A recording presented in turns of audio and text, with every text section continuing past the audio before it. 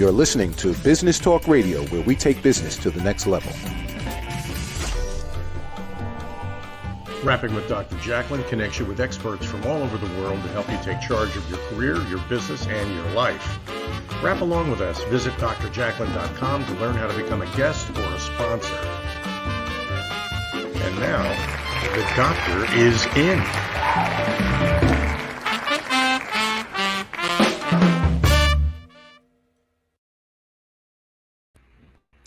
Hello and welcome to USA Global TV and Business Talk Radio. You are watching Fashion, Fitness, Travel, and Leisure. I'm Dr. Jacalyn Kerbeck, and I'm so happy to have you here today. The star of our show, Diann Floyd Boehm, is here, and guess what? She's done it again! Woo! Diann! Her latest book is truly amazing. I had the pleasure of and the honor of having an advanced copy of it. And guess what? She is, I want to make sure I get it right, #1 new release in teen and young adult biographical fiction. Rise, a girl's struggle for more. Let's bring her out. Diann Floyd Boehm, welcome. Thank you. Thank you for introducing me. I'm so excited about it all. It's overwhelming. You should be. Oh my gosh, what an incredible journey it's been. When did you start writing this, Diann? 6 years ago. Amazing. And what was that? Was it continuous, or did you start, you put it away? What happened? Yes, well, a lot of research has to go into historical fiction, first of all, so tons of research to understand the time period and to get the voice right and the settings and so forth. But yes, I would write, and then I needed to step away and just absorb, and that's when I would do more research. And then it would come to me, and then I would begin writing again. So a long process and tons of editing and hand-holding from my publisher, which is OC Publishing, and my mom holding my hand saying, no, you just got to keep going. You can do this. This is an important story for people to read. So finally. Yay. So Diann, we have a great guest today, but before we bring her out, I just want to ask you a couple more questions about this. So we've been told, I tell people, if you put it out there, it will happen. So what I'd like to know is 6 years ago up until today, did you put it out there to have this be a #1 new release? Did you actually have that out in the universe? Absolutely. The way I would put it would be that I was worthy for these words to be heard for people and to inspire them, and for abundance to happen, and for me to turn around and bless other people is how I put it out there. Yes, and see, it happened. I love it. I am going to take something away from that and put that in my own life, because too many times I am always putting myself down. We need to lift ourselves up, right? Not put ourselves down. Absolutely. And you're a wonderful person who lifts all of this up every single day. So it's always an honor and a pleasure to be co-hosting with you and to be on your other shows. And I encourage all our listeners to make sure they do listen to your shows, because there's something for everyone. Thank you. Thank you. And Diann, that being said, we have a new show coming out. We have to keep it a little under wraps. There are going to be 3 dynamic women. And we've got some incredible shows coming up. Not this show, but another show. So we're excited to bring that out to our audience. Yay! Yay! I'm always amazed. I don't think you ever sleep. All the angels are like having you do this, do this, do that. And it's all connected. So it's quite a journey. So thank you for being here with me. I just want to share our guest for today. It's kind of a cool way that we were introduced to each other. So, and she'll hold me to this if I'm misstating, but I believe this is how we connected. She was watching one of our shows, the Pet Psychic show, and she was writing in some comments. She was engaging with the show. And then there was another show. I think the same thing happened. And so I wrote to her, why are you not on our show? So lo and behold, she is. So get out there, engage with people. whatever it is you're doing, make yourself known. You have a story to tell. So today we're going to hear Anthi G's story. Let's bring her on. Hi. Hello, everyone. Hi, so nice to see you. Lovely to see you too, both, actually. I love your crown. And Diann and I were just talking before you got here. Diann has won a number of pageants herself and has some beautiful crowns as well. So, Anthi G, if you would talk to us, what is your background? And then how did you earn this crown? I'm officially a fashion designer and makeup artist. So basically, I have worked in films, photo shoots, and as a makeup artist, and also I have my own clothing line as Anthi G. And it was in 2018, I decided that I wanted to see how it is for plus size women, the evening wear, because mainly I do evening wear. And I entered my first pageant at Miss Voluptuous UK here in England, of course. And then the pageant progressed. Last year it became international. And I won the title of Miss Voluptuous Greece because officially I'm a Greek. So now I'm representing my country as the first plus size woman ever on a pageant. Wow! Wow! Thank you. It's overwhelming. We have some comments, by the way. I think you have an admirer, friend, Paula Santos. How do you say the last name? Arujo, I think it's pronounced properly. Paula. Arujo. I have, yeah. She's my last friend. Well, thank you for watching and engaging, Paula. We really appreciate that. So you've accomplished a number of things, and you seem to be a trendsetter. So I think that is really admirable. Where did you get this drive to do what you've done, what you've accomplished? I think my passion for fashion came since I was very young. I think I was 4 years old and I was scribbling little figurines with clothes. My dad was a clothing trader as a profession, a merchant, and my grandma used to knit, so I learned a few things from her, and that progressed, I think, naturally because my environment was in clothes from a very young age. So I fallen in love with them and then progressed. When I was at the last years of high school, I said, I'm sorry, I don't want to go further, but apart from going to fashion school. Thank you for sharing that. I have one more question, Diann. I'll go over to you. So, Anthi G, I think something that's so amazing, and I don't know if this is a global thing, maybe it's just the United States, but for so long, it was a model, a beauty pageant winner was a certain size, a certain height, a certain look. And so you've obviously said, I am going to be in a pageant. I'm going to be a fashion designer. I'm modeling. I'm doing whatever it is I want to do. No one's going to stop me. So I really applaud you for that. But my question is, how has the industry changed in terms of modeling and pageants? When I started in the fashion industry, of course, we had the standard size. Now, even me, that I'm a size USA 20, to be honest with you, if I translate it properly, 2022, I have been on a catwalk, modeling not only my clothes, but other people's clothes too. And that's actually uplifting because women, we are beautiful no matter what size we are, no matter what height we are. We need to be confident to ourselves and show how amazing we are. So I think the industry did a good change. It also does a good change towards circularity. And pageants, at least here in the UK, we are the only system that we actually accept women over size UK 14, which is USA 16. So all the ladies have to be considered plus size to be accepted to compete. Wonderful. Thank you so much. It's beautiful. We do have a couple comments, by the way. I think it's Bendy Boy 2009 on YouTube. Beautiful woman.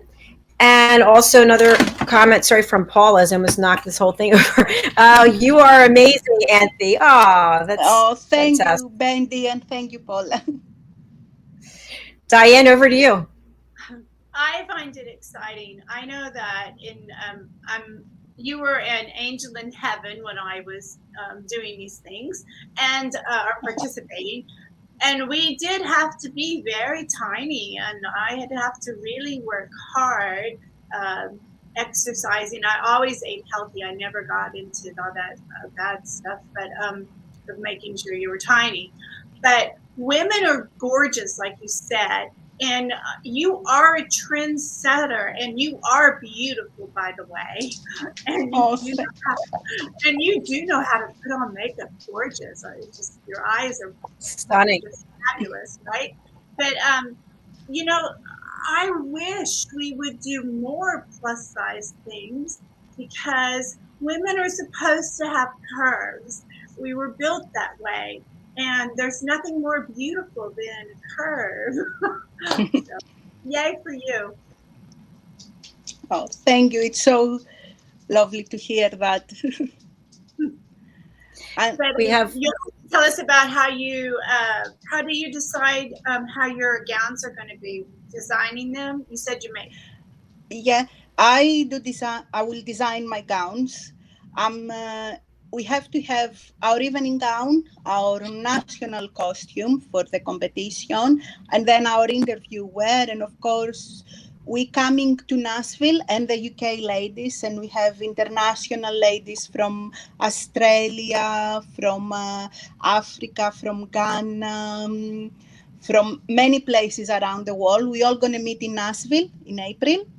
And we have a set of appearances in Nashville for over a week. And then our last 2 days would be our interviews and our competition with national wear and evening gown.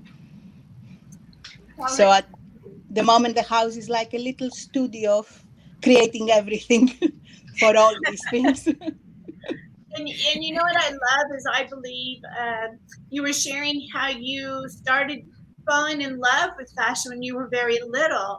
And so and your grandma gave you some techniques, correct? And so every time you make something, you really are having a little bit of your grandma with you. And I just love that. I have here in my heart, I have here in the knitwear you see behind me. It's her work, actually, to complement one of my gowns. At the moment, my grandma is in heaven with the angels, but I know I have her in my heart every day. Absolutely. Absolutely. Beautiful. Paula wants to know that she can't wait to see you in 1 week. Me too. We have a big meetup with some of our friends. That's awesome. That's really nice. And it's you're wonderful. Going to Nashville. So let me think. That's like a 17-hour drive. That's really easy for me. I think I need to do this. You need to be there. I send you the dates. You too, Jacalyn. And if you can come, I'll be honored to have you in April there. Thank you. Thank you. So what are the dates? Do you know? I think we are around the 20th of the month, if I'm not mistaken, because my brain is everywhere with dates at the moment. But it's definitely in April. April 20th. Okay, we'll see if we can make it happen. Nashville is a fun place, isn't it, Diann? Oh, it so is. We can all go karaoke together too, besides listening to songs. Yay! And singing our other songs on the show. That's awesome. It's a contest now, so wow. Yeah. Bendy Boy, 2009. I wish you every success in Nashville. Thank you. Oh, nice. We need to take a break and hear from some of our sponsors, but we'll be right back after that. So we're going to hear from the lovely Diann Floyd Boehm, and then we're going to hear from Madeline Chan, a music video, and we'll be back with more questions for Anthi G. Stay with us. Hello, boys and girls, and welcome to Story Garden. Your host, Diann Boehm. I'm so happy to have you here today. Diann Floyd Boehm tells wonderful stories that warm the heart, spark the imagination, and unite people and families across generations.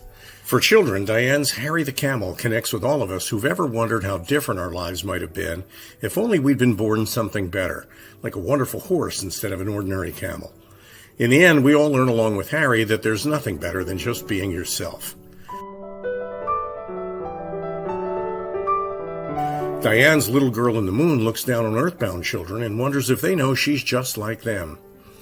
A story of love, home, and the bond between mother and daughter, its powerful theme that we're each of us different yet all of us the same plants a seed in children that promises to blossom within a loving and trusting grown-up.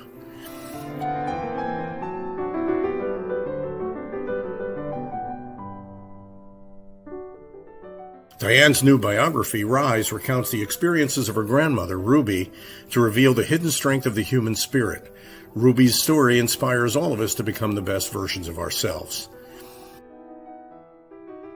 You'll find all of Diann's delightful books and much more at DiannFloydBoehm.com.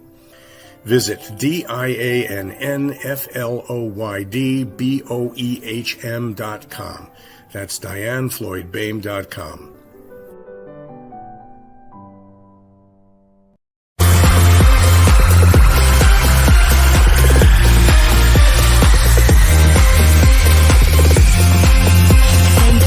By your love, what you're giving me is just not enough. I need a love to take me higher and higher and higher. Every step I take, I feel more awake. Getting closer now, I feel so alive. Stopping me, this is how I live. Ever closer now, just follow love. Love will take you there. Just follow love. Follow me. Just follow love. Love will take you there. Just follow love. Follow me. Follow love.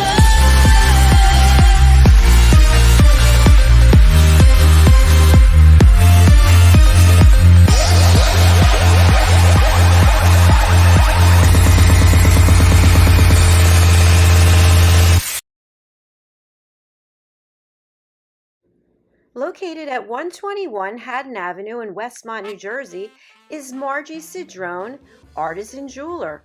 Margie's been in business for more than 30 years. She works with her clients to create custom pieces of jewelry to reflect their personality and help them make their own bold statement. Starting in the renowned Jewelers Row in Center City, Philadelphia in 1988, Margie works directly with her clients to develop one-of-a-kind pieces such as necklaces, engagement rings, wedding bands, unique watches and tennis bracelets, as well as a myriad of rings and earrings for everyone in your family. She also has worked directly with Dr. Jacalyn over the years, creating unique pieces of jewelry to reflect her personality. She does pearl stringing and repairs on site at 121 Haddon Avenue. Call or text Margie at 215-384-7155. Margie Cedrone Jewelry is open by appointment only. Make your own bold statement.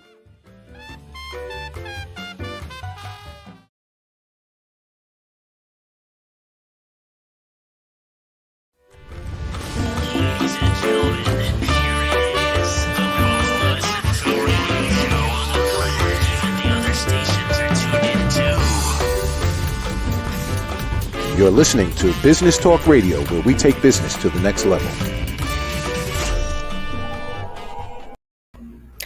Welcome back to USA Global TV and Business Talk Radio. And thank you so much to our sponsors, the lovely Diann Floyd Boehm, Madeline Chan, my new vocal coach, and Margie Cedrone, artisan jeweler. If you're just joining us, Diann Floyd Boehm has the #1 new release over on Amazon, her book, Rise, A Girl's Struggle for More. And our special guest is joining us, Anthi G, and she is a fashion designer, model, and she's a trendsetter. She's actually an inspiration and role model for women everywhere. So thank you so much for being here, Anthi G. Thank you for having me. Anthi G, I'd love to know, what would you like our audience, whether they're watching on the live show or on the replay, to take away from your interview today? That women are wonderful. It doesn't matter size, height, color, and we are all unique. So we need to show our uniqueness every day in our own little ways. And that fashion is a mean to do it. And we should wear the dresses, not the dresses wearing us. I love that about the dress too. That's so well said. You know, I think back to, and I want to have you ladies come in on this, but there were so many times in my life when I was fixated with a number. So if I can't wear a dress that's this size, I'm not going to wear anything at all, or I'm just going to wear it and be stuffed into it, or I'm going to buy shoes that are too small because they only have certain sizes. And then I get home and it's like, I'm not going to wear this ever again because I can't be authentic. I'm not being true to myself. Have either of you ever had that situation? Diann, I'll start with you. That was the way it was from when I was modeling everything. But I want to go back to even my mother's generation, because her friends and she were like, no matter how many kids they had, they were going to wear that belt to make sure they could get their waistline back to 22.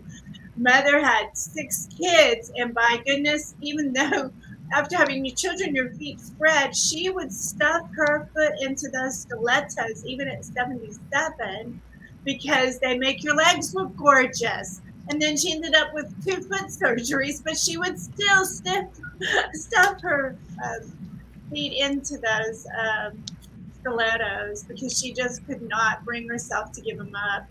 So it's interesting that what we women do. It's incredible. But for me, it's like I am who I am, and you have to like me for me. And yes, I don't have a 24-inch waistline anymore, but that doesn't mean I'm still not a lovely person. And so I love everything our guest is sharing with us today. And Anthi G, before we get to you, one thing I was going to comment on, and this used to be in the movies, I think, Diann, it was even before our time, is that women would be laced up with the corsets. You know, you'd have to, hold still while I pull the corset to shrink your waist. And in some cultures, women would have to wear shoes that were much too small so that their feet would never grow larger. I mean, where do we come up with these concepts? Anthi G, what are your thoughts? Well, middle-aged although have shown us in art that there are many beautiful women that they were curvy. We have actually in the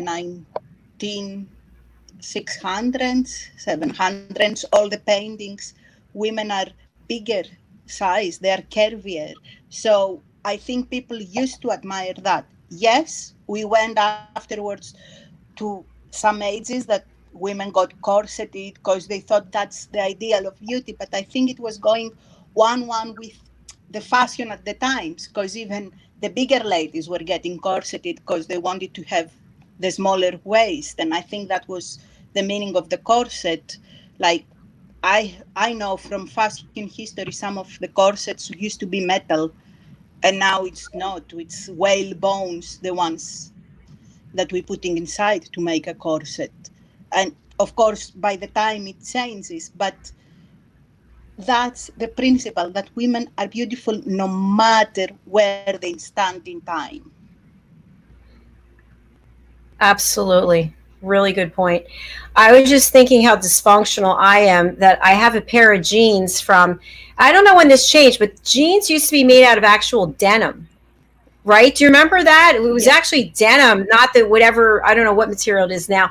And so I got these jeans probably 1991, and I can get them on if I lie down and I get the button closed. And periodically I'll do that just to torture myself. And I still have them. They're in the closet downstairs. Why do I keep them? I don't know. But I think go ahead, Diann. I was saying, sometimes it just makes you feel good. Yeah, I'm going to get into those one day. I can't breathe, but I can't go anywhere. I can't sit down. But anyway, I think it's a matter of having a really healthy attitude and just embracing yourself, loving yourself for who you are. And I think we need more of that. I know I beat myself up all the time. Oh, here Paula has a comment. I have a few pairs. Yes. We all do. So, Anthi, when you're designing your fashion line, how do you decide which pieces you're going to design and how many pieces per collection? I am more influenced by fabric. The past, I think, 6-7 years, I have fallen in love with African fabrics like Ankara, and I use them and mix them with our own fabrics like satin, linen, anything. And I do usually evening wear. So I mix the Ankara, let's say, with a satin fabric on a similar color, and I would make a piece of an evening wear. Like my last pageant gown was satin with black satin with a colorful print of purple colors of Ankara with Swarovski rhinestones on top of it. Wow. Sounds magnificent. Wow. Where can we see your collection or your work? On my website, which is anthig.com, so it's easy. That is very easy. If you take my name. Yeah, because if we were putting my big long surname that my lovely dad gave us, people would be lost. If you would tell our audience, because I tried to say your last name, I didn't do a very good job of it. How do you pronounce it? You did very well, believe me, for a first timer. It's Giannopoulou. Giannopoulou. It's a beautiful name. Yeah. Giannopoulou. You're doing very well. Thank you. Okay, we have another comment from Paula. I need to check that. Okay, not sure what that's. Oh, the website. Probably check the website, right? That's probably what she means. Fantastic. Okay. I'm sorry, can we order your clothes? Yeah, you can. Or you can speak to me directly and tell me I had that idea of me wearing that and try and come up something with you. Maybe it would be a fabric that you saw a color of a fabric, and you thought, could I use that in that way? Because sometimes there are certain fabrics you can use them in any kind of way. But let's say, I don't know, we couldn't use maybe satin to make gym clothes. Let's say, yes, it would be for outside to go and walk, but even if it's a sportswear type of design, but you couldn't go to the gym and sweat in it, for example, let's put it that way. So it might be also a case of, can I use this fabric for that sometimes? Yes. We've got a really important comment here from Bendy Boy 2009. I also work with models, and my heart breaks when I hear them being told to lose weight, get a breast reduction. Wow. The approach here today is wonderful and needs spreading. Great point.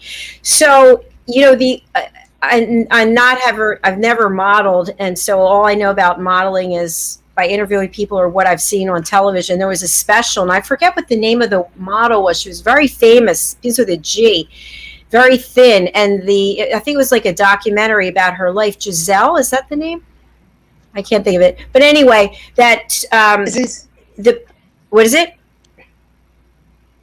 Giselle is one of the famous models. That there is Gigi Hadid, and there is also Giselle as a model that was around the 90s. So I don't know if it's the 90s model or Gigi Hadid that is, okay, of course, much younger. No, I think it's the 90s model, but it was a movie or a documentary about what models actually go through. And again, this was decades ago, but it was really alarming. And so when I read this comment here about being told to get a breast reduction, it's kind of like, you know, what are we doing to people? We want to transform them into something else. based on what? Based on who came up with these standards. So I do think that the work you're doing, Anthi G, is just really tremendous, and you have to be applauded for it. Thank you a lot. I would just That's Paula. She needs the crown next week. Please take the crown next week. We need one. Yeah. But the comment was a great comment, and I hope you really get out there in front of a lot of people and inspire them to be true to themselves. It is horrible in the fashion industry and also in the film industry. I know someone personally who is 5'9", and she had a very voluptuous figure. And they're like, you're gorgeous, but we want you to lose weight. You need to be super thin, and then you can just go get boobs made after that. And that person just went, okay, yeah, I'm out of here. And thank goodness, because they could have had a really great career, I truly believe. But the fact that they were asking them to remake themselves according to what they wanted on camera. And that's really pathetic, because there's really nothing more beautiful than a curvy body. I know someone else who would say, oh, Elizabeth Taylor, man, she was gorgeous. Marilyn Monroe, beautiful. But, oh, I would just hate if I was that big. Well, I know it's that, right? Sorry, But Anthi. Marilyn was never big, as people think. Marilyn was never big as people think. Have they seen her actual clothes? Exactly. It was the fact that The woman was a healthy size. I know. Crazy, right?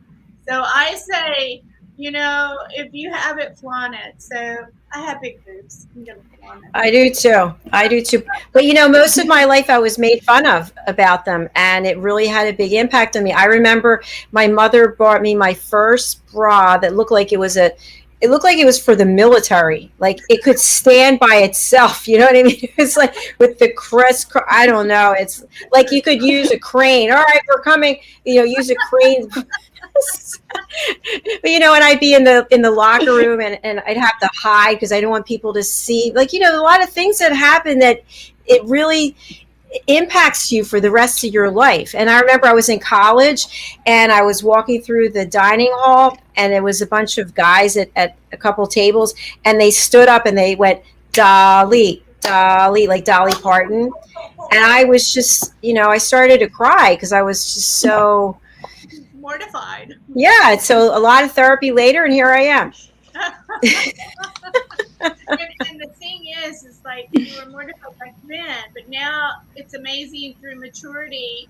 I would have been mortified and probably would have ran and cried. Today I'd be, yeah, and what do you think? Exactly. Yeah. Don't you wish you could have some? Hi, Vicky Garvey in the house. Go Queen and loving the crown. Yes, let's talk about the crown for a moment. So how heavy is the crown, number one, and what's it made out of? Do you know? It is made of metal, and it's all stones. And actually, it is our second crown because our director didn't like our first one so much. So she created one that it's more on her choice. So I have to be thankful because not only to her, but also to COVID, because our reign has been extended for over a year now, because of course of the situation, because none of us can come into the US from different places, apart from the US girls. Yes, they can travel into Nashville, but none of us could, so the competition cannot happen. It is a very nice design. It is in line with the colors of the pageant because they were always being royal blue and gold. And my sash is behind that says Miss Voluptuous Greece, as you can see here on the doll. I don't know, the crown for me represents that I could be a voice for the bigger women in my country, that they can do whatever they want to do and there is no standard. And also my platform is about circular fashion, because yes, you have a fashion designer being a pageant queen. Of course, your platform would be about fashion. That's beautiful. It's very beautiful. So I, Circular fashion. yes, We were thinking the same. No, What is circular fashion? It's everything that can come out of natural fibers. It could be cotton, it could be also recycled materials. There is an excessive use of fabric and clothing. We buy clothing to wear them once and throw them away. We buy fast fashion, like very cheap clothing that would cost maybe our coffee from Starbucks, and then we throw them away. But we don't consider that for us to get, let's say, that t-shirt that costed our Starbucks, somebody had to be paid. What did they be paid?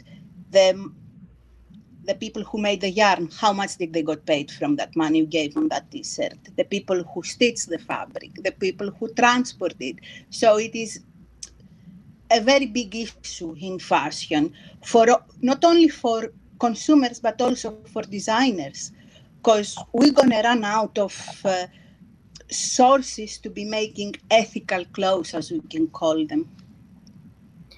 wow. so it's sustainable fashion. It sounds like circular, sustainable fashion. Yes. And And Diann, I don't know if you I recall when can we say, first started. Oh, sorry, go ahead. oh, sorry.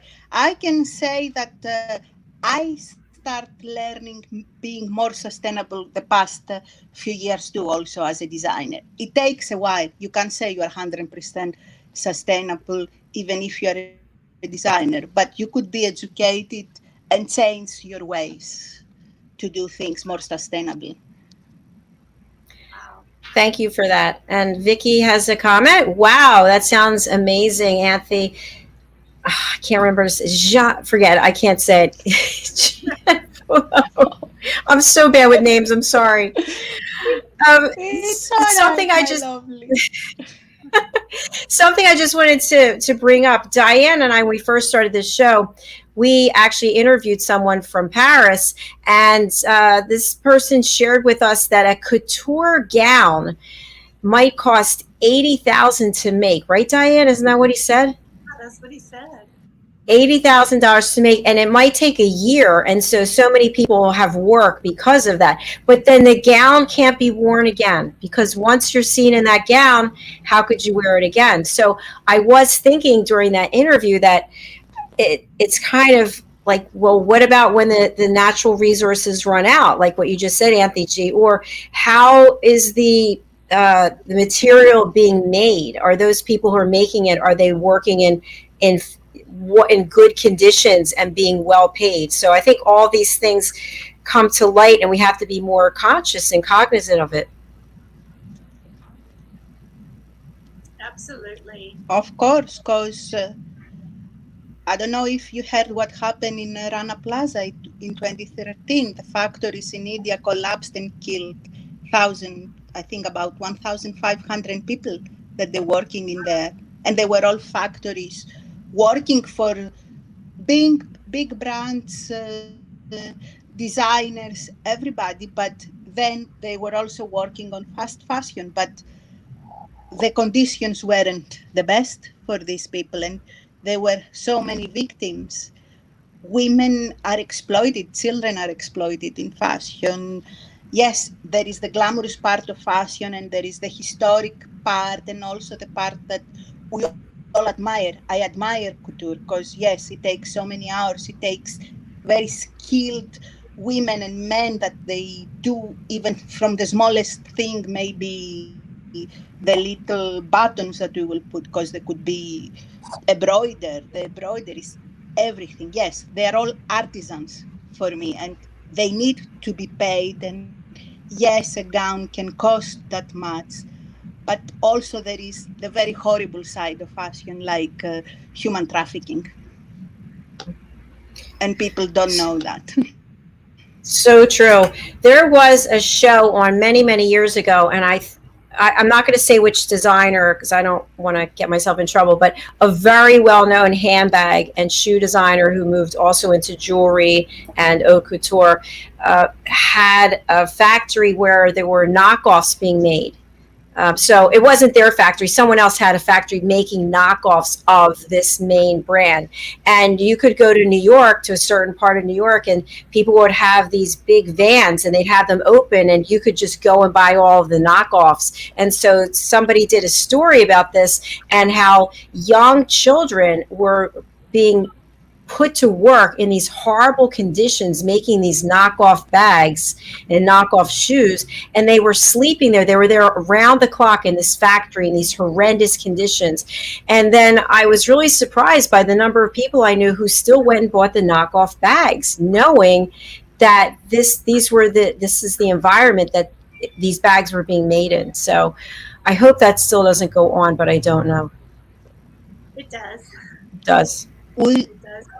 We see a lot we of could we could never know unless we really research where we are buying stuff from, and that's why sometimes it's better to support smaller designers, no matter if they just came out of fashion school, because some of these people will actually make the clothes in their own house. They will not give it outside. And okay, it would be, let's say, Maria, the designer from FIT that did my dress. She just graduated, but at least that this Maria is working in her own little flat.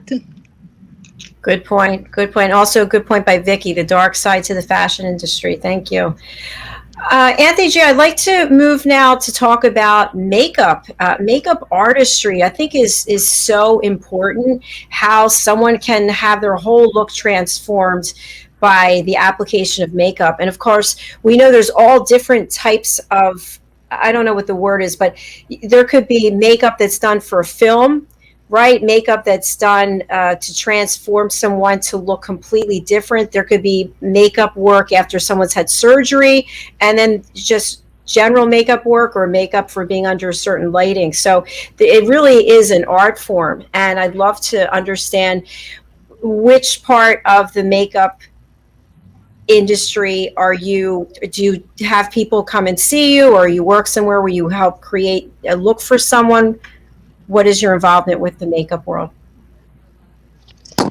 I have worked more on editorial photo shoots, and it started by kind of, let's say, mistake, because when I moved in England, I moved here and I was an air hostess. Nothing to do with my fashion degree. But I had lots of days that I was off, because as an air hostess, of course, you can't fly every day, long hours.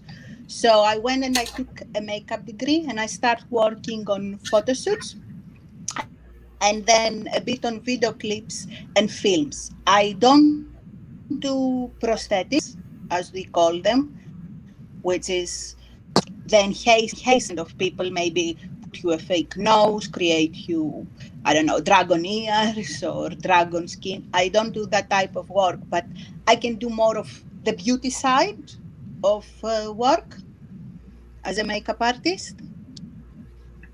And that was something that interested me because I didn't know what to do with my spare time. So I thought it's a nice creative skill to have.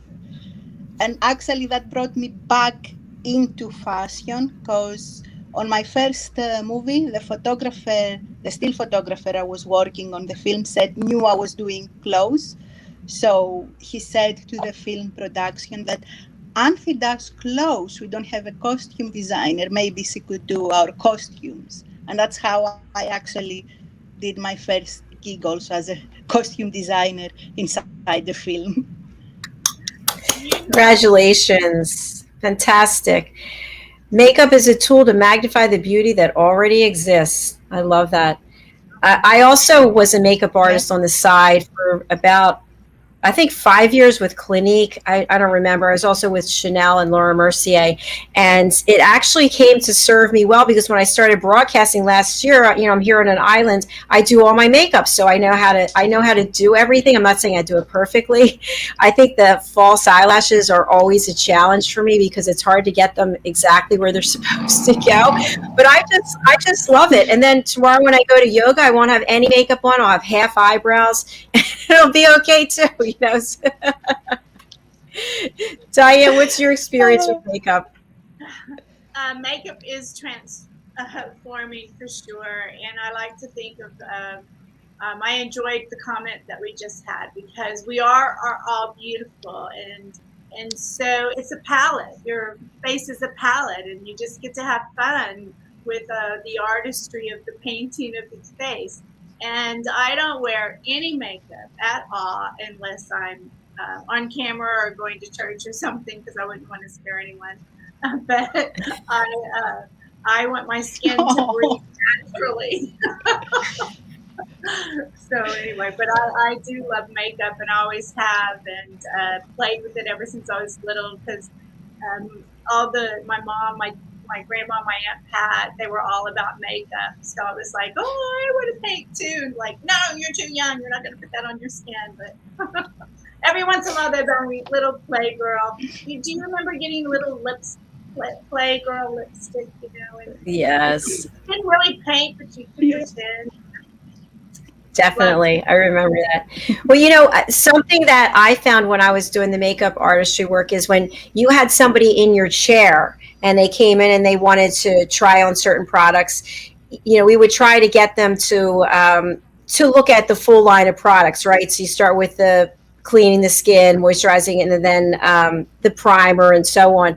And that whole time I was doing it, usually on a Saturday or a Sunday when there was more time, people just start to open up and they start telling you different things about themselves. And so you would ask them, why is it that you like to wear red lipstick? Or why is it that you prefer to have, your eyebrows thinner than whatever it might be? And there was always a great story. And many times it was like you developed this connection with someone that you might never see them again, but that you gave them the time and you listened and you cared and you helped create an experience for them where they left feeling really good. That's beautiful. I miss doing that. I really enjoyed doing it, but not anymore where I am. But it was fun. It was never about the money because people would say, you have a doctorate. Why are you working for $10 an hour? It's like, because I really enjoy it. And you get to see what the new products are that come out. And each of the lines would give you a certain amount of gratis that you could take so many products you could order. So it was fun. So I just really admire your work there, Anthi G, with the makeup. I love your eye makeup. Looks amazing. It is gorgeous. Do you have any tips for us for makeups that you want to share with people? Yes, your skin, as you said, Diann, is your canvas. So we need to take care first of our skin. So it is very important, our skincare, because our skin will, as Paula made on her comment, is the one that will enhance the colors. So it needs to accept the colors. If our skin is not healthy, how can it accept healthily, in a healthy way, the colors? And also what you, Dr. Jacalyn, said, I'm using magnetic eyelashes. I don't do anymore with glues. Oh my gosh, okay. Liner. You do your liner and use magnetic eyelashes and they just pop in your eyes. You don't have to fiddle about it. So I'm so glad you brought this up. So a designer, the eyelashes that I like to get, they're not a sponsor, so I'm not going to say, but they're having a sale. It's 50% off today only online. And I saw they have these magnetic lashes, but I don't understand how it works. What do they stick to? Basically, it is the liners. They have micropigments, you could call them, that they are magnetic, and the strip lash has tiny magnets under it. So when you do your liner, the lash will attach, of course, to the liner because it will magnetize between your skin on the eyeliner Oh. and the actual strip lash. How long will they stay on? Because if I talk, it's like I'm promoting something. All right. Well, Yeah, how it works. This is fabulous. Yeah, I can explain you later more, but they can stay. If the company is a good company, they can stay all day long with lights, with sweat. The pairs I'm wearing from the company I am wearing, I have been about 10 hours for a catwalk show. So from the time we are done, and then I put the lashes till I was on stage with the lights, then walk backstage, change clothes. It was about 10 hours till I actually pulled to remove the lash. and then they're easy to And it remove. You was all just day there. Yeah, you can even remove the time you are doing it, put it on and off, and then can you use them again? like to adjust it for. Yes, you have Love to it. know how to clean, of course, the little magnets, because you have to clean the magnets. And usually, all the magnetic eyeliners, to take them off for your eye makeup, you need to use oil-based removers, so the eyeliner will go easier. It's kind of like if you were using, let's say, makeup that could go in water. Right, waterproof. Exactly. You would All have right. to Thank you. waterproof makeup. You would have to use oil-based removers. Otherwise, That's what they I are have. too pigmented and stay on your skin. Diann? And in case the audience didn't hear it, that you said something very important that I couldn't figure out. At first, I thought you meant just any eyeliner, but it's a magnetic eyeliner you need to use, right? Yes, yes. And it's because there are so many brands out there. It is true. So I don't think you can actually mix the brands because the magnets are made specifically for the eyeliner. So it wouldn't be like, let's say, take from brand A the liner and take the lashes from brand B and mix them because they might not even stick. I understand. We've got Because it some has to do with the comments. consistency. Do you ever stop? And I know the products. Someone new joining us, Ian L. Anthi, you are fantastic. Watching on YouTube, yay. Paula, all day long in reference to the lashes. And the lashes easily can be used to 30 times plus. That's amazing. That's really good to know. And the most annoying things these days is a client can come in with a highly edited Instagram picture and expect that look. Love that you're making a point of good skincare. Yes, that is really important. Something I want to just throw out there, a couple years ago, I actually went to have eyelash extensions. And they had this little cylindrical thing that they put on and they painted something, and I didn't like it. I didn't like that somebody was touching my eyelashes like that. So any comments on experience either of you have had with that? I'll comment. I'm wearing extensions right now, but now I'm like, I'm going to go try these magnetic things out. Since I never understood how to make it work, but thanks to you, I now know how. But I love extensions. Oh, Tell us about the process, Diann, that you went through for the eyelash extensions.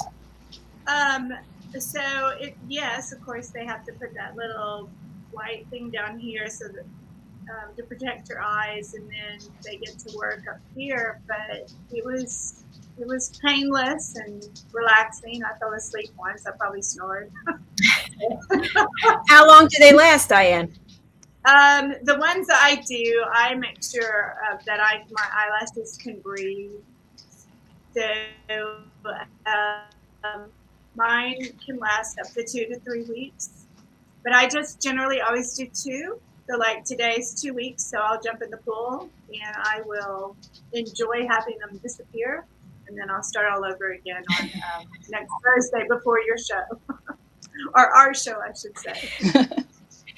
You know what I love? That all three of us have some different kind of eyelashes on. We all have different techniques. So I've got false eyelashes, you have magnetic, and you have eyelash extensions. That's pretty cool.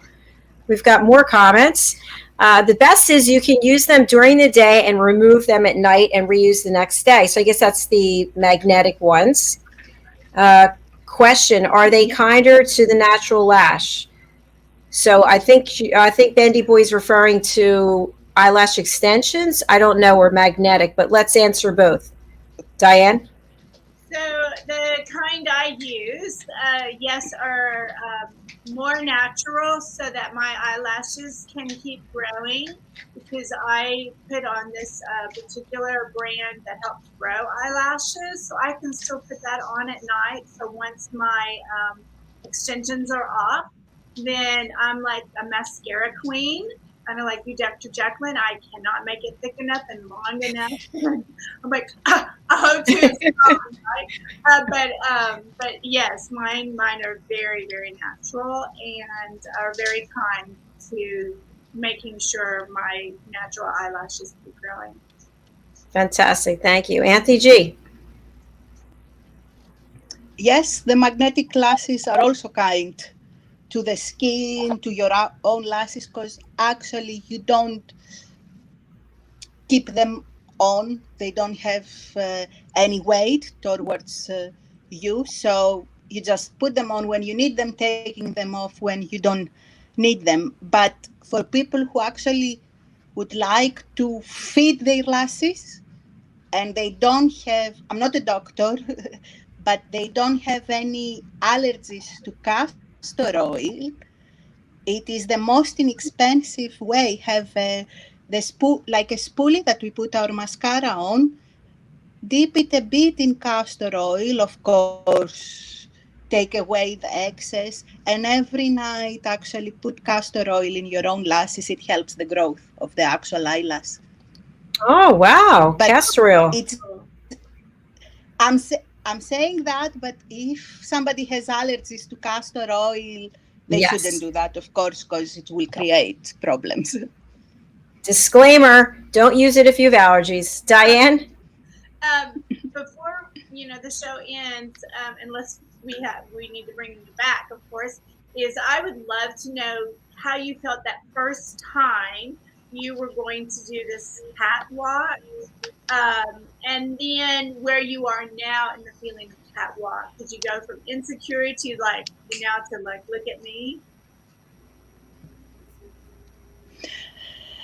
It was a very weird feeling because I was used to do catwalk in the end of the catwalk as a fashion designer with my models, go have my bow, say thank you to the people, to the audience, and that was it. My first time as a model, it was nerve-wracking because I was like, what am I going to do up there? Who am I to be up there? I felt a totally different person. So it was really, really strange. Now I have a question, and again, this just goes different experience. Yes. Just from watching on television, do models still have to put one foot in front of the other? Like it looks like you're going to trip over your feet, or is that not how it's done anymore? I think what makes you special is actually the way you're walking. There are certain models who still do that, and there are certain style of gowns that probably, for example, if we say a mermaid gown, that we don't see the model's legs unless they are transparent. Usually you have to kick the skirt to be able to walk, so it could flow. And I know it sounds silly to people because you don't see my legs, let's say, on a mermaid gown, but I would have to kick the skirt for the skirt to flow with me while I'm walking. So it's a lot of work too. It's not just. Yeah, and that's what makes certain models very special. It's the way they walk, the way they stand on a catwalk, and there are certain models that they are so amazing for photo shoots because they can take amazing poses. So everybody's different. people who could do the catwalk every day, and there would be people that you would love to just photograph them every day and have pictures of them everywhere. Well, thank you so much for sharing all of that. We've come to the end of our show, but we want to support your work. So please do, as I spotlight you, let our audience know how we can support what you're doing, and also what's the best way to contact you. Thank you, first of all. You can contact me on my email at contact.anthig@gmail.com. My website is anthig.com. My Instagram is anthig_official. And you can hear me on my little fashion tiny stories. I have a tiny podcast called Fashion Bites, but I speak for historical facts in fashion. And how can we find the podcast? It is everywhere, Spotify, iTunes. You just have to put Fashion Bites and you see me. Actually, my photograph is with this dress, trying to eat a little fashion donut. I'm going to look for it right after this show. Thank you so much for being here. And thank you to your wonderful followers for engaging with the show today.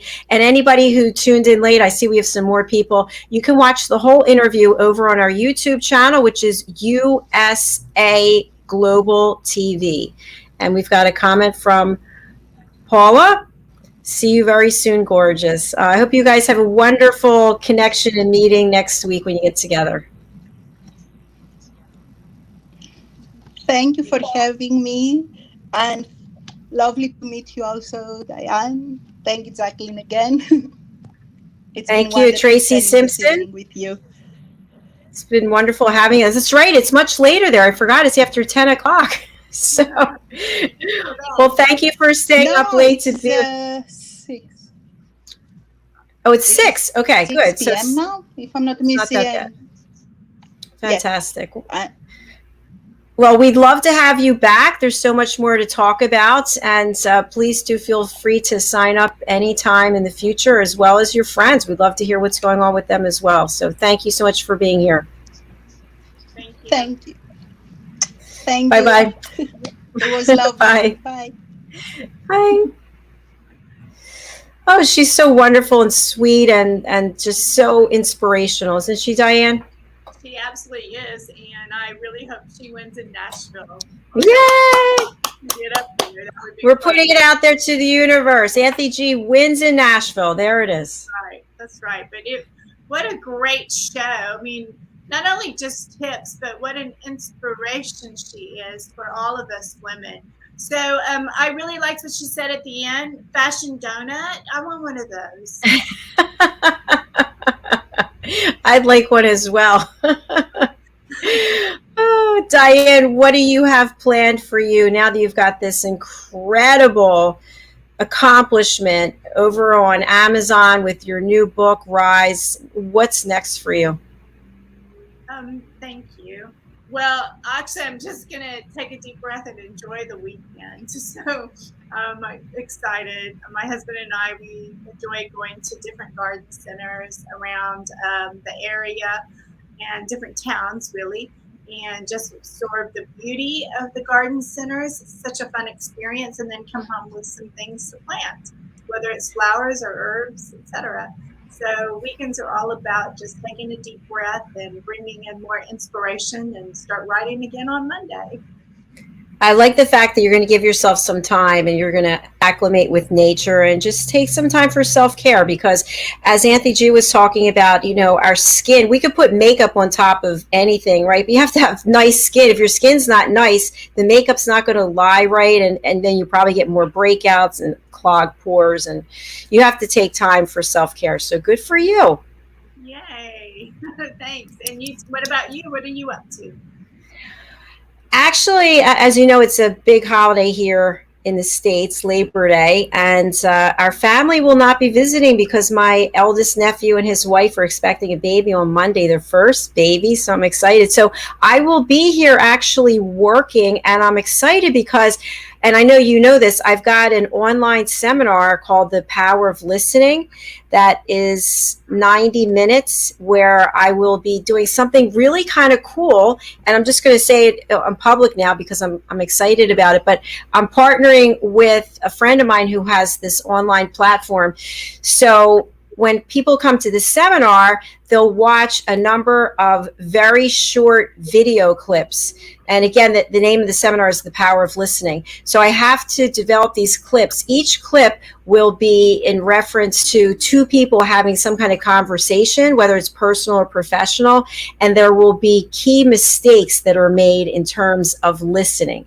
And so I will show a clip, and then I'll ask the people attending to take out their phone, and I'll have them answer 2 questions. And then on the screen, you'll be able to see how many people answered A, B, C, or D. And only you, the participant, will know if you got the answer right or not.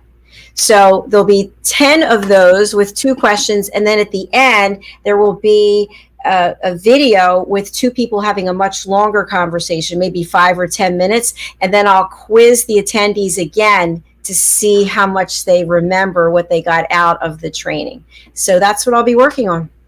That's really cool. And I don't know if you know, but I signed up for it and I'm excited. And now yay! So be a That's part fantastic. Of it. Yeah. Thank you, Diann. I appreciate that. That's wonderful. Thank you. Well, I want to suggest to everyone, and I thought of this before, wish we had a banner for your Amazon book, but we do have, here's Diann's name, her website, her new book, Rise, A Girl's Struggle for More. It's on Amazon. Just put her name in, go over to Amazon. I think you can even put in the title book, the title Rise, there it is. And you can purchase a copy of her book. I purchased mine last night, the paperback, which I'm excited. So please do go over and do that because it is a #1 new release and it's about her grandmother and a tribute to her grandmother. So thank you so much, Diann. Oh, you're welcome. And yesterday, just to wind it up, I was very fortunate to do an Amazon interview and with called Author Interviews with D. Scott Smith. And that was just powerful and exciting. And it was all due to thank you everyone who's been supporting the new book. So yay. How can we find the interview, Diann? If you just Google Author Interviews D. Scott Smith, it'll come up. Or you can go to Facebook, my website, Diann Floyd Boehm, and I have a link straight to there. Fantastic. Thank you.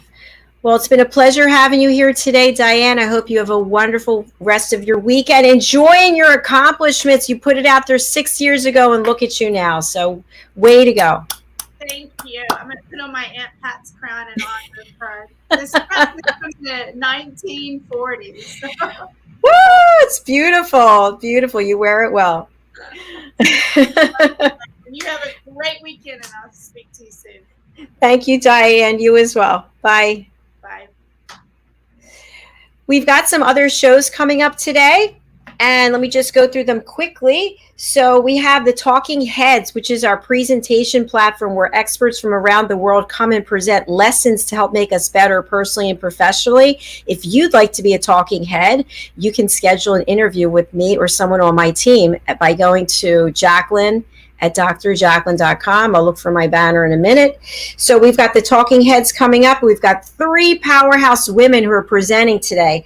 Tayuda Avduli, Caroline Heward, and Ricky McKenna. Then right after that, we have presenting Pet Psychic Amina, and I interview Amina myself. And then finally, Stories of Hope, I'm interviewing Leanne Turner. And then after that, I am doing something really new. I started it last week, and I hope you guys will come and watch, whether it's on the live or the replay.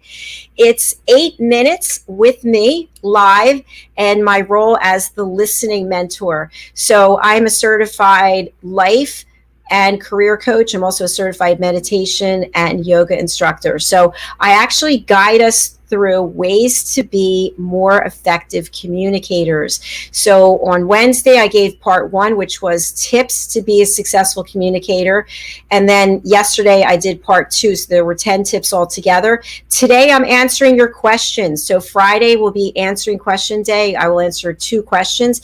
If you have a question you would like me to answer about something to do with listening, how to have better relationships, deeper connections, or how to be more productive, successful in your work, please do reach out to me. Here's my banner, Jacalyn at drjacalyn.com. Finally, I will leave you with one more thing that I just talked to Diann a little bit about. I'm so excited. I really wish you would attend. I wish everybody would attend, because you have no idea how much your life will change when you are an expert listener. So the seminar is actually the 16th of September. There's 3 options, but you don't have to attend the 16th of September. You actually can get a link to watch anytime you want. So it's $30 for the early bird special, and you can find out about this and actually buy your tickets one of 2 ways. You can go over to my Instagram account, which is Dr. Jacalyn, and the link is right there in the link tree. Or you can go to Eventbrite and you can just put in the power of listening and it'll come up. So attend live or get the link to attend anytime you want. And the last thing I want to leave you with is this, that when it comes to being an excellent listener, it's not about being right. It's not about having a solution. It's not about trying to fix the situation. It's about truly being present, not interrupting, not judging, not thinking about how you want to jump in and give your comments and then derail what the person's thinking. It's about being present, being attentive, not interrupting, and being an authentic listener. And it truly is a skill that will change your life. People will have more respect for you, people will trust you, and you will be more successful. And when it comes to human interaction, which is really everything we do. So thank you again for being here. Thank you for listening. Thank you, Diann. Thank you, Anthi G. We're so excited to have you. It was a great show. And thank you for everyone for listening and engaging with the program. We appreciate it. See you in a couple of hours. Bye.